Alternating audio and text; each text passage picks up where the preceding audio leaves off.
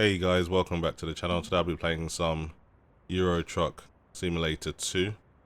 Now, this isn't one of the games I play often, but it is kind of fun when you just generally want to talk. I just want to have a little chat, I guess, with you guys, and also show off the performance of this game as well. So as usual, me going through the in-game settings. So playing at a resolution of 3840 by 2160.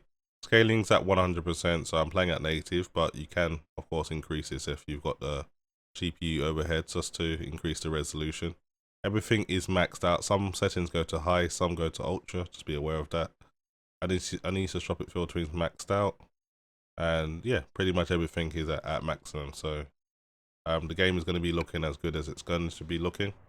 So what truck am I driving? Let's just have a quick look. So I'm driving from London to Birmingham, so that's in the United Kingdom. For those who don't know, that's London's pretty much in the south and Birmingham's more the Midlands of the British Isles, so it's about a 22-mile round trip. So let's get into it. And how long this is going to take me.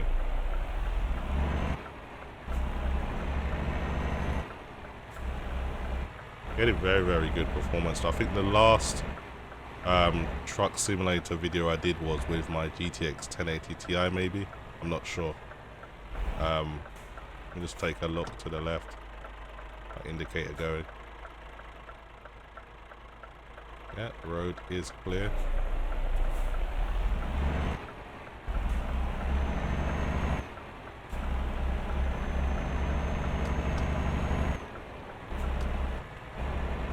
Turn my indicator off. I need to take another left here as well. Luckily that car wasn't going to go round the roundabout. So roundabouts are kind of a UK thing. You don't have them in America, so I know they look strange to people that aren't from the UK. I think they do them in other places in Europe as well, but not everywhere. I've got a few American friends that when they came over to the UK and they had to go around a roundabout for the first time, it was quite daunting, but it does wonders for traffic. So I do want to talk about a few things other than just performance in this game. So Intel 10,000 series, I think a few of you have asked me, am I going to be getting the 1090K or what am I going to do? Am I going to upgrade? And the answer is no, for two reasons. We all know the new GPUs are going to have PCI Express 4.0 support. Ampere will have PCI Express 4.0 support. AMD RDNA cards like the 5700 XT has already got PCI Express 4.0 support. The Comet Lake S, or whatever they call it, is not going to have Z490 motherboards are not going to have PCI Express 4.0 as far as I've been made aware. So for me, it's not really worth it. Yes, I'm glad to see that they've made the prices a bit more reasonable. So in the UK you can get the 1090K for about 520. I've seen that going for pre-order. So a 10 core 20 thread Intel CPU for under £600 or dollars is quite good to see. AMD's obviously made them rethink their pricing strategy, but I've got a 3900X which is 12 cores 24 thread and it's cheaper, so you know you got to look at that. So I'm more interested in Zen 3 and what Intel I've got in store after the 10th gen CPU. So I'm going to skip this generation. Not happy about upgrading my motherboard again. I'm not going to do that. If they actually bought out the 10,000 series, I'm going to take a left here. I'll make sure there's nothing behind me. Fine. Okay, so if there wasn't a need to change the motherboard, then I could see myself selling my i9 9900K and just buying this as a little side grade just to kind of keep things interesting. But no, they want you to buy a brand new motherboard. I'm just not going to do that. Another thing I wanted to talk about is the Unreal Engine 5 demo that I saw recently. I know that was showcased with like the PlayStation 5 kind of launch and what's going to be on the PlayStation 5. I don't believe they've got enough out of the Unreal Engine 4 in my opinion. Like, I think should there be more games on the Unreal Engine 4? But it looks absolutely amazing, just like just the shadowing and the lighting and just the detail of all of those rocks in that canyon that girl was flying through. I was actually truly thinking that's actually something I haven't seen before, so it's good to see what we're in store for in the next few years. I think someone from Digital Foundry is saying that we shouldn't really expect to see any Unreal Engine 5 games at least 2021, so I want to get too excited yet. It's going to be a while before tech starts getting used, so there won't be any games on launch that uses this. I'm going to pull into this lane just in case I've got to take a right turn. So far doing well. I haven't caused any accidents, I haven't crashed into anyone, and I haven't run any red lights. And performance is just nice and smooth at 240 FPS, so you never know, I might even attempt to do this at 8K at some point. So yes, we can't not talk about Ampere and then Nvidia's kind of keynote, which was on the 17th, I believe, maybe the 15th. I'm not too sure what day it was now. I know it was a Wednesday. It was the Thursday, Wednesday in the UK, that's when it happened. And due to the COVID-19, Denson was in his kitchen, just kind of going through the motions. And yes, we didn't get to see or get any news on the Ampere 3800 or 30,000 series, but you know, we know that Ampere is real now. We know that they've got 7nm dies, and you know, it'll only be a matter of time before we start seeing the gaming product. So you know, it's good to see that it's been done. It's only a matter of time before we get more news. I'm kind of interested into when we'll get a proper reveal. I probably predict the cards will come out, I don't know, October, September. Truck really struggling up this hill. I've got automatic gears on, so I can't shift. I'm not shifting at the moment. I thought it'd be a bit more easy for me because I'm playing with a control pad, by the way. I'm not playing with a wheel. I do have a wheel, but I'm quite a casual, so I really just couldn't be asked to set it up. And it is doable with a controller. I'm actually surprised how easy it is to do. Almost crashed into that car there trying to use my mirrors. I didn't want to use any virtual mirrors. I actually wanted to use the real thing, so it does require for me to turn my head.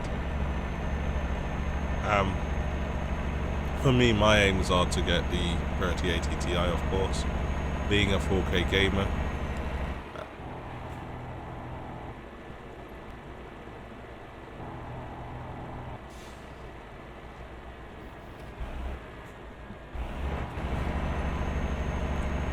just have to watch out for that. I think what looks like a blue Ford Focus. But anyway, as I was saying, being a 4K gamer, I do require high-end hardware, and of course I only want to be with a single GPU solution. I'm not really interested in doing SLI or Crossfire anymore. I just want to make sure I've got guaranteed performance at all times, so if the game doesn't support it, it doesn't bother me. And I've got two displays that can do 4K 120Hz, so I'm happy that the Ampere is reported to come with a HDMI 2.1 and DisplayPort 2.0, so running high refresh rates on 4K and above won't be a problem for these cards. What is interesting that I've heard, and all of these leaks and rumors are what I've heard from Moore's Law's Dead, so credit to Moore's Law's Dead YouTube channel. Check him out. He's pretty much fed he's pretty much just fed all of the what should I call, the tech outlets with this news, and everyone's kind of leached off him. So credit to Moore's Law's Dead. I'm not going to mention him. This is exactly where this information is coming from. So if I remember correctly, he was talking about this general performance, like without ray tracing, it's going to be about 40% faster than the RTX 2080 Ti, but when it comes to ray tracing, we can see anything up to 70% faster. And you know, we're really gonna be able to play games with ray tracing and not suffer such a dramatic performance hit. So that is good news, of course. I mean, yes, the RTX 2080 Ti is going to look very slow in comparison, but someone had to get the ball rolling, and I hear a lot of people kind of laughing, saying, yes, you RTX owners were the beta testers or whatever. Someone had to create the technology to have the developers. I need to take a left here, just about squeezing.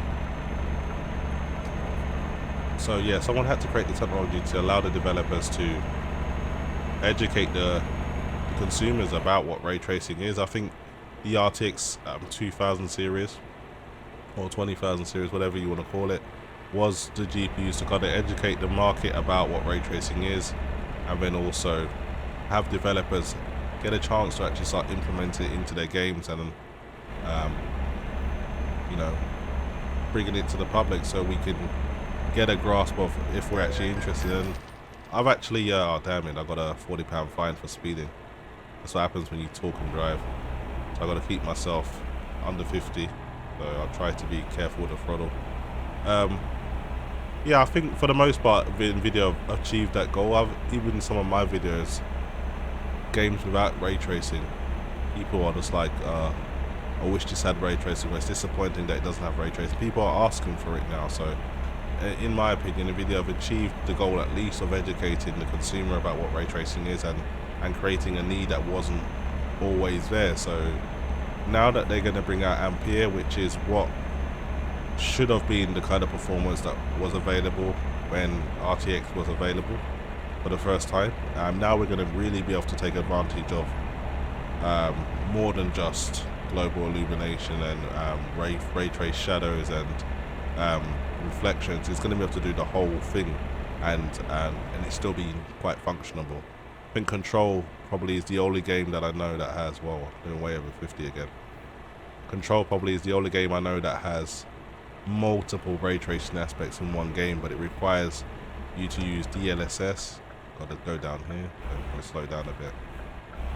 You've got to use DLSS to even have some kind of playable frame rate at 4K, so you know, it clearly the hardware isn't ready to run these games with all of these ray tracing features. But DLSS is definitely a big push from Nvidia. They're really focusing on this AI upscaling technology, which is allowing you to pretty much play at or get free performance in a way without really compromising the visual quality. So apparently DLSS 3.0 is also in the works, and so they're further improving on the tech, so that'll be interesting to see.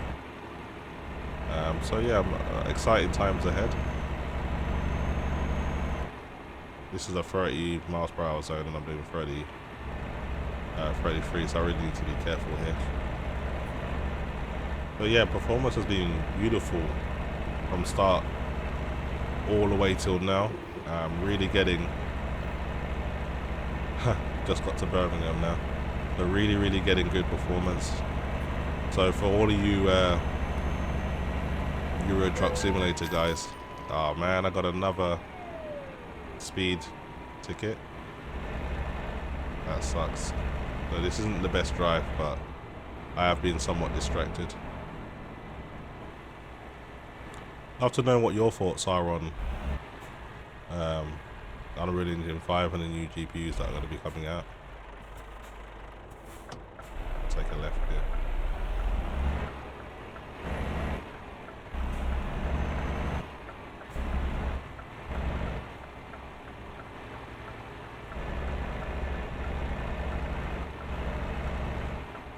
I'm surprised how accurate.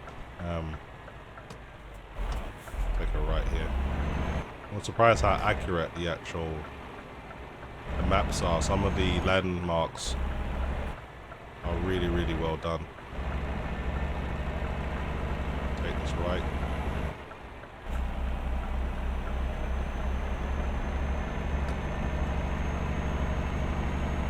Okay, and then we just got to take the right coming up, and then that is pretty much the job done.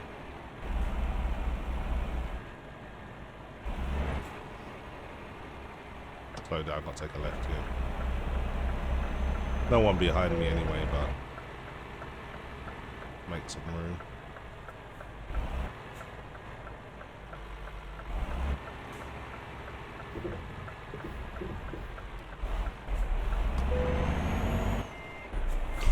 I think I've wrapped the truck around the wall, so I need to just kind of ease it out a bit.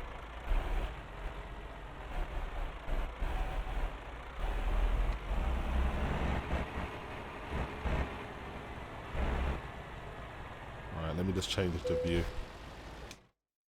Okay, so now you got to pick where you want the what you want to do. So let's just say I want to play it safe. Confirm this. So then it gives you a destination where you want it loaded. So it wants it loaded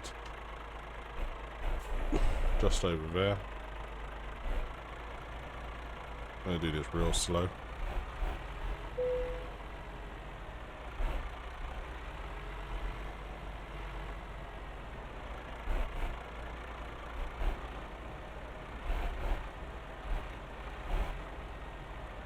If I did it slow enough, I should be able to do it first time.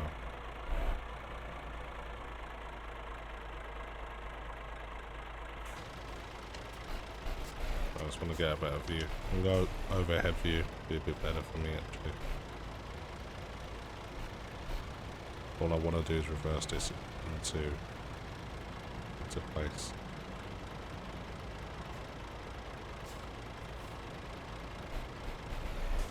Cabin still isn't quite straight. Okay, have a look at the steering wheel position. I'm gonna make sure I'm nice and even. Alright, let's reverse back.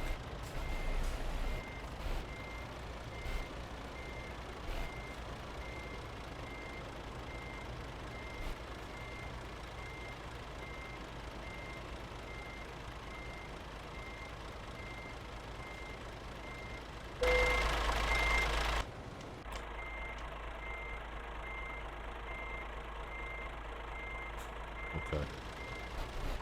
Try doing that again, but just try and line up the truck a little bit better. Oh, we actually would have accepted that, so I'm not going to complain. I'm just going to reverse back and drop the iron. And that's it, job done. That's pretty much it for me, guys. Hopefully you've enjoyed the video, and as always, thanks for watching.